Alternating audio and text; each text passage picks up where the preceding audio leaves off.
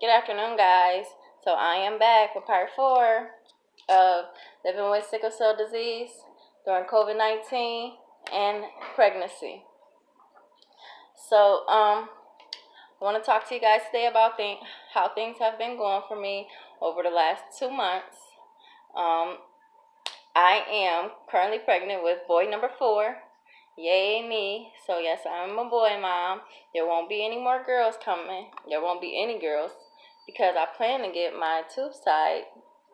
I just feel like after a certain age, which I am 35 years old, there's just no need to have more kids, especially with my health and condition. Things have been pretty good lately. Thank you guys all for tuning in. You've been so sweet. And thank you for following me through my journey. I really appreciate you all.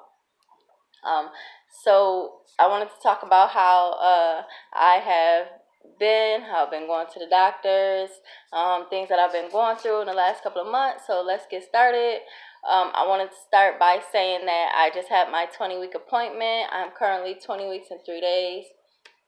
So it's going by pretty fast. At the doctors, we talked a lot about the health of the baby because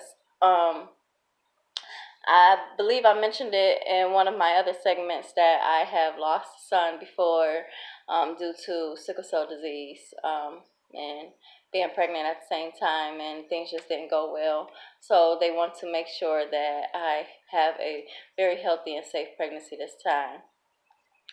Yes, I do have 2 current living boys that are doing very well, but I've never had a full-term pregnancy. All of my pregnancies have ended before or by 36 weeks.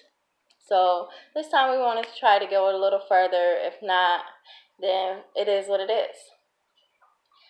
About a couple of weeks ago, they did a sonogram maybe about a month ago. So they did a sonogram and they told me that I had abnormal chromosomes, things like that. They thought that the baby would have issues or that the baby might be born with chromosomal disorders, things like cleft plate, Down syndrome, other diseases that it causes when the baby have abnormal chromosomes. But when I got my 20-week sonogram, things were looking actually great. The baby's doing fine. They didn't find anything wrong. So we're going to keep that positive note. And even if the baby does come out with issues, like any other mother, I will do what I have to do. I wouldn't give the baby up or anything like that just because it has to go through some things in its life. I'll just deal with it, and that's just what life, will bring to us. But other than that, I'm going to stay positive about it. Going to keep praying that God continues to bring us through this safely and healthy. All right. One thing I wanted to talk about was this sickle cell and the way things have changed during my pregnancy. I just feel like my immune system, it just haven't been strong enough. So I've been going to few minor crises over the last few months to where I haven't had to be hospitalized, but I have been on bed rest for weeks at a time due to pain, crisis in my arms, legs, back, things like that. And it all has seemed to stem from air conditioning, which is funny because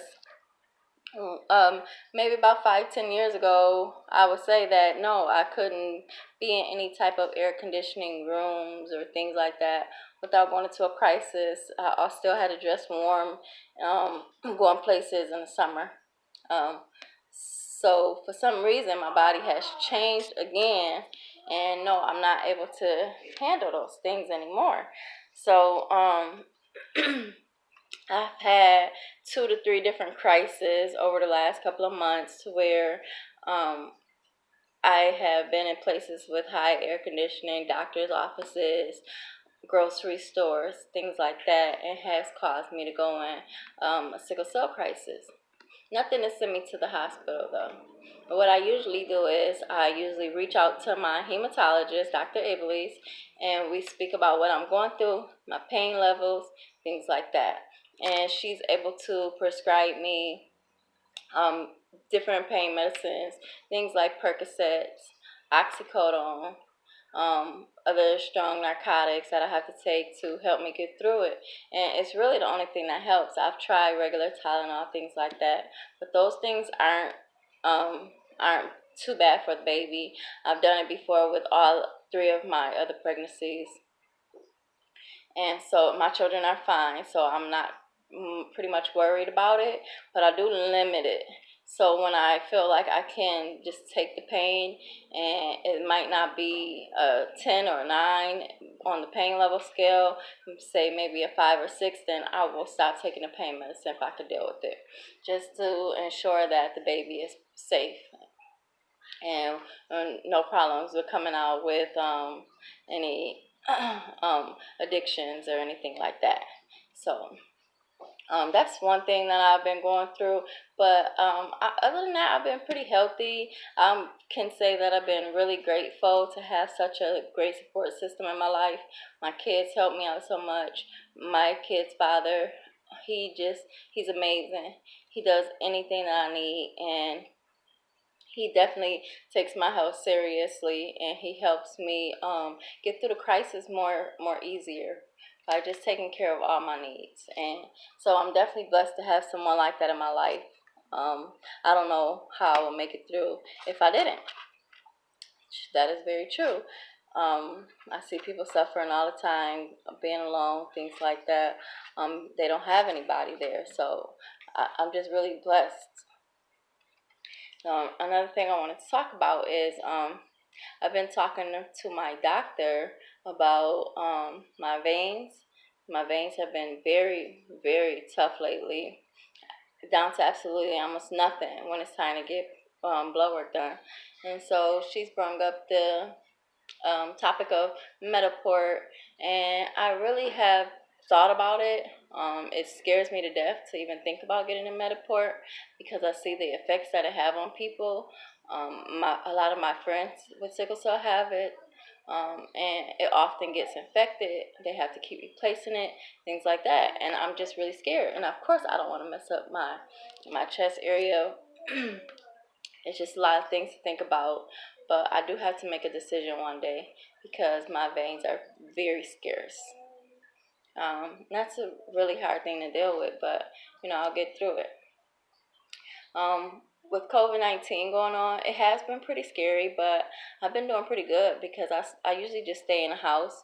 I only go outside if it's really necessary. So I think that I'll be okay. And going back teaching in September has really been an up and down decision for me. But I will definitely keep you guys in tune with what I decide to do with my life as we reach the fall season. So thank you guys so much for tuning in. And we are down 5 months, 4 more months to go. And I cannot wait to meet my new baby boy. Love you all. God bless you all. Stay tuned.